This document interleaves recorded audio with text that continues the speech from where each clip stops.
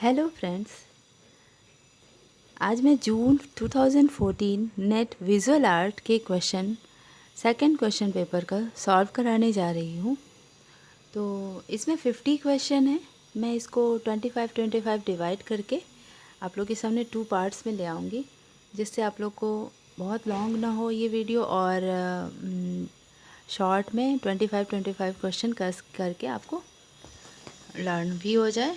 तो स्टार्ट करते हैं फर्स्ट क्वेश्चन से। इससे पहले प्लीज़ लाइक ज़रूर करिएगा, सब्सक्राइब और शेयर ज़रूर करिएगा। स्टार्ट करते हैं फर्स्ट क्वेश्चन। निम्नलिखित में से किस मस्जिद की वास्तुकला कार्डोबा स्पेन के कैथेड्रल मस्जिद के समान है?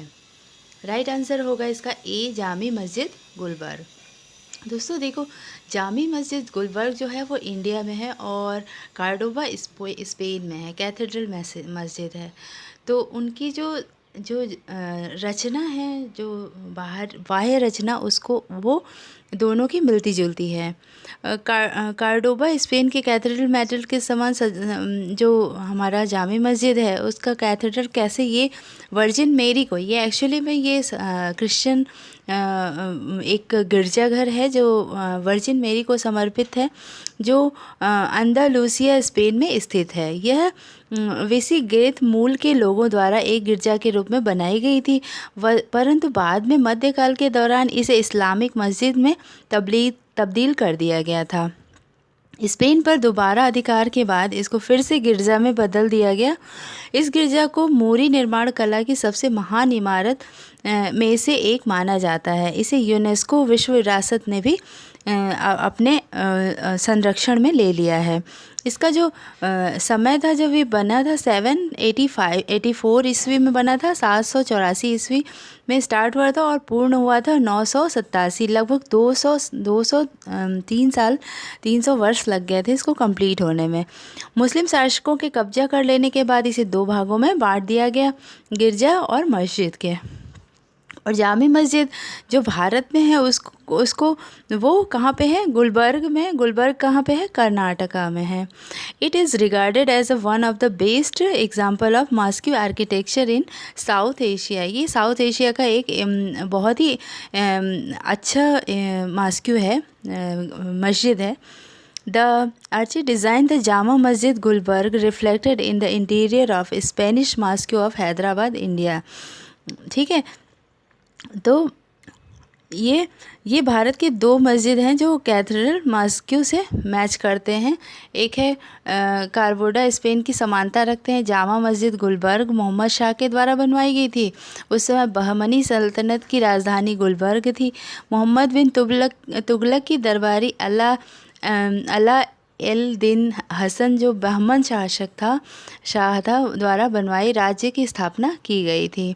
ये 1360 एडी में कंप्लीट हुई थी और ये इस्लामिक आर्किटेक्चर है और बहमनी सल्तनत स्टाइल में है। ठीक है, जामा मस्जिद आगरा, ये भी इससे रिलेटेड है। जामा मस्जिद आगरा और जामी मस्जिद गुलबर्ग ये कार्डोब जो कैथेड्रल था उससे समकक्ष हैं। तो जामा मस्जिद आगरा ये भी पॉपुलरली नोन है, ये फ्राइडे मॉस्क्यू के नाम से जाना जाता है। It is one of the largest mosque in India, built by किसके द्वारा बनाया गया था ये आप कमेंट बॉक्स में लिखिएगा। जामा मस्जिद आगरा किसने बनवाया था?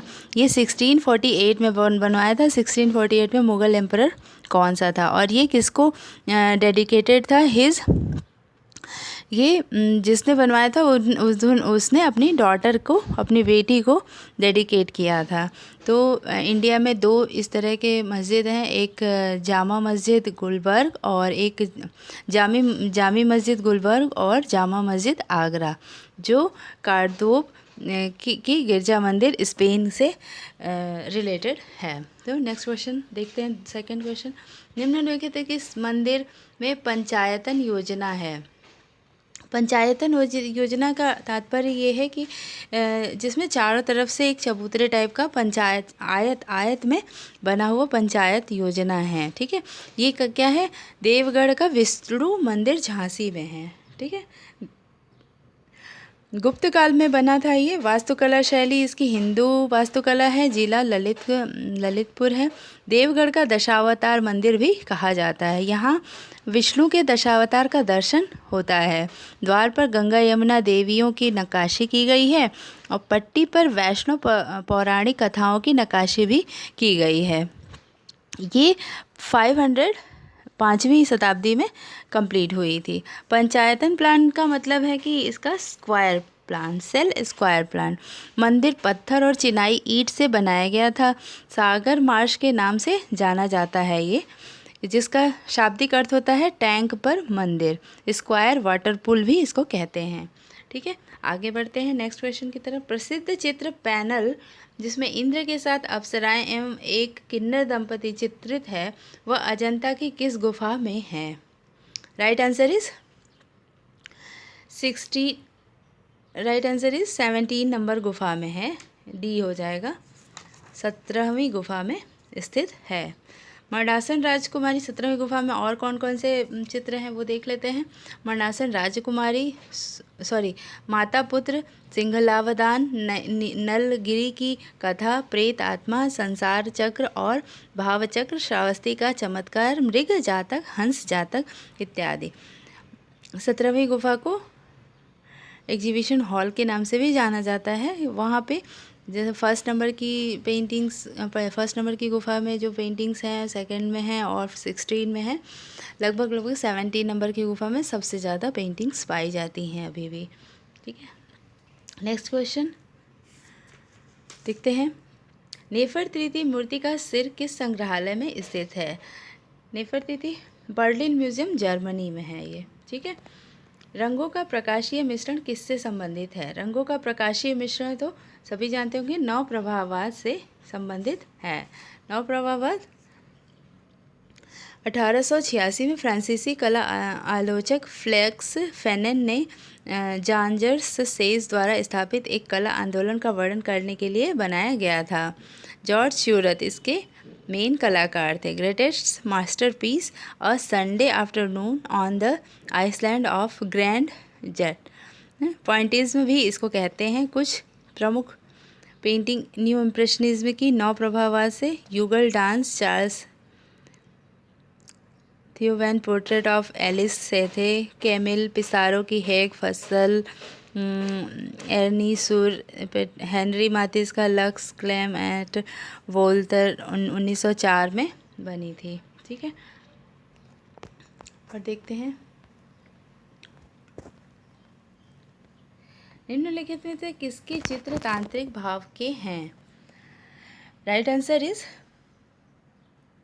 सी, GR संतोष, गुलाम रसूल संतोष। ये कश्मीर के चित्रकार थे। इनका जन्म 1929 में श्रीनगर कश्मीरी मुस्लिम परिवार में हुआ था। इनकी मृत्यु 10 मार्च 1997 नई दिल्ली में हुई थी। महाराजा सयाजीराव गायकवाड़ विश्वविद्यालय से इन्होंने शिक्षा हासिल की थी। इन्होंने एक पुस्तक भी लिखी थी, awakening a retrospective of GR संतोष। ठीक है, 1954 में उनकी पेंटिंग्स में रंगों, साफ लाइनों, आध्यात्मिक ऊर्जा और कामुकता की चमक के लिए इनके पेंटिंग्स जानी जाती है। नेक्स्ट क्वेश्चन, इम्पेस्टो तकनीक किससे संबंधित है? इम्पेस्टो तकनीक चित्रकला से संबंधित है। इम्पेस्टो तकनीक में क्या होता है कि यह चित्रकला में प्रयोग की जाने वाली एक तकनीक है जहां बहुत मोटी परतों में सतह के एक क्षेत्र पर पेंट लगाया जाता है। आमतौर पर पर्याप्त मोटा होता है कि ब्रश या नाइफ स्ट्रोक दिखाई देता है। पेंट को कैनवस पर भी मिश्रित किया जा सकता है। इसमें रंग अपना टेक्सचर भी शो करता है। कुछ प्रमुख कलाकारों ने इस तकनीक में कार्य किया है, जैसे रेम्ब्रांट, वैन स्नीजिन, डियोगो वेलास्क्वेज, विसेंट वान गॉग, जैक्सन पोलॉक और विल्म डी कुनिंग। इन कलाकारों ने इम्पेस्टो तकनीकी में कार्य किया है। जैक्सन पोलॉक किसके लिए प्रसिद्ध हैं? Jackson Pollock action painting, right answer is B, action painting के लिए प्रसिद्ध हैं। जैक्सन पोलॉक एक अमेरिकी चित्रकार हैं और अमूर्त अभिव्यक्तिवाद आंदोलन में एक प्रमुख व्यक्ति थे। He was well known for his unique style drip painting. ये ड्रिप पेंटिंग के लिए बहुत ही फेमस थे। ये 28 जनवरी 1912 28 जनवरी 1912 में इनका जन्म हुआ था और इनकी डेथ हुई थी 1956 में यूएस में, न्यूयॉर्क में। ठीक है, नेक्स्ट क्वेश्चन देखते हैं। मूर्तिकार राम छाटपार किस लिए प्रसिद्ध थे? मूर्तिकार राम छाटपार प्रस्तर उत्कीर्णन के लिए प्रसिद्ध थे।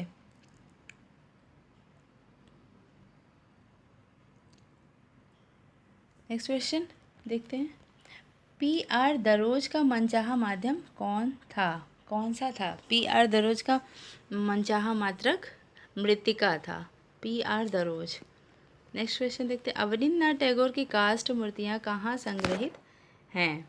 अवनींद्रनाथ टैगोर की कास्ट मूर्तियाँ राष्ट्रीय आधुनिक कला gallery, National Gallery of Modern Art, NGMA में संग्रहित है। Next question. भरहुत के प्रसिद्ध स्तूप से प्राप्त मूर्तियाँ निर्मित हैं। किस चीज़ से निर्मित हैं? इसका आंसर हो जाएगा सी, लाल बलुआ पत्थर। शुंग काल में बनी है भरहुत के स्तूप। भरहुत का स्तूप शुंग काल में 2री शताब्दी ईस्वी पूर्व मध्य में बनी है। ये प्राचीन भारतीय मूर्तिकला है इसमें, जिसने मध्य प्रदेश राज्य में भरहुत के विशाल स्तूप को अलंकृत किया था। शुंगकालीन राजाओं ने इसका अलंकृत करवाया था। ठीक है, लिथोग्राफी खोज किसने किया था? लिथोग्राफी का खोज अलायस सेने फेडरर ने किया था। Right answer is a. ठीक है, नेक्स्ट क्वेश्चन। प्रिंट के लिए कागज़ की लुगदी के माध्यम का प्रयोग निम्नलिखित में से किसने किया था? इसका राइट आंसर हो जाएगा ए, कॉन्टेम्प्रेरी आर्टिस्ट थे ये, सोमनाथ होर। ठीक है, सोमनाथ होर ने प्रिंट के लिए कागज़ की लुगदी के माध्यम का प्रयोग किया था। सोमनाथ होर 2007 में भारत सरकार की तरफ से कला के क्षेत्र में पद्म भूषण से सम्मानित किए गए थे। ये पश्चिम बंगाल के कलाकार थे। जन्म इनका 1921 चटगांव बांग्लादेश में हुआ था और मृत्यु 2006 में शांति निकेतन में हुआ था। इन्होंने विश्व भारती विश्वविद्यालय से अपनी शिक्षा ली थी। ये एक पेंटर, स्कल्पचर और म्यूरलिस्ट, प्रिंट मेकर भी थे। इनकी कलाओं में ज़्यादातर वुंड्स अथवा चोट का चित्रण होता था। इन्होंने अपने स्कल्पचर में भी वुंड्स बनाए और इन्होंने अपने लिथोग्राफी में और पेंटिंग्स में भी वुंड्स के को दर्शाने का कोशिश किया हुआ है। कोलाज प्लेट प्रिंटिंग प्रक्रिया भारत में किसने आरंभ की? कोलाज प्लेट प्रिंटिंग प्रक्रिया भारत में कंवल कृष्ण ने, right answer is a, Kanwal Krishna ने स्टार्ट की थी। नेक्स्ट क्वेश्चन देखते हैं। जल आभा का प्रभाव प्राप्त होता है। जल आभा का प्रभाव किससे प्राप्त होता है? रेसिन से। रेसिन अर्थात आप समझते होंगे जिसमें जैसे ड्रॉप का आभास होता है पेंट में। ठीक है, जब प्लेट को हम वार्म करते हैं तो वो ड्रॉप की तरह उस पर स्पॉट हो जाता है और जब हम उसमें इंक डालते हैं तो वो वहाँ पे वो चीज़ें कलर नहीं आता। तो वो पेपर पे जब हम उसका प्रिंट लेते हैं मेटल का, तो ग्राफिक में, तो वो ड्रॉप की तरह एक जल आभास का प्रभाव दिखाई देता है। ठीक है, नेक्स्ट क्वेश्चन देखते हैं। अंश अथवा पूर्ण दृश्य संप्रेषण निर्भर किस पे है? ये है दृष्टि से पे निर्भर है। राइट आंसर इज डी, दृष्टि। ठीक है, तो दोस्तों मुझे लगता है कि आज के लिए इतना ही रखते हैं इसमें पार्ट 1 के लिए, क्योंकि वीडियो काफ़ी लंबी हो जाएगी। और नेक्स्ट वीडियो में हम इसके आगे का पार्ट 2 और पार्ट 3 करके इसको पूरा सॉल्व करेंगे। तो मेरी वीडियो को लाइक, शेयर, सब्सक्राइब ज़रूर करिएगा और कमेंट बॉक्स में मेरे क्वेश्चन का आंसर ज़रूर दीजिएगा और कोशिश करिएगा कि मेरी वीडियो को पूरे 150 क्वेश्चंस का देखिए। और नेक्स्ट मैं इसके 3rd पेपर को भी सॉल्व कराऊंगी, जो विद डिस्क्रिप्शन होगा, जो आप लोग को अच्छे से समझ में आ जाए। और हैव अ गुड डे। और अच्छे से नेट की प्रिपरेशन करिए और DSSB और सारे जो एग्ज़ाम आने वाले हैं उसके लिए आपका पेपर अच्छा हो। Have a good day and all the best.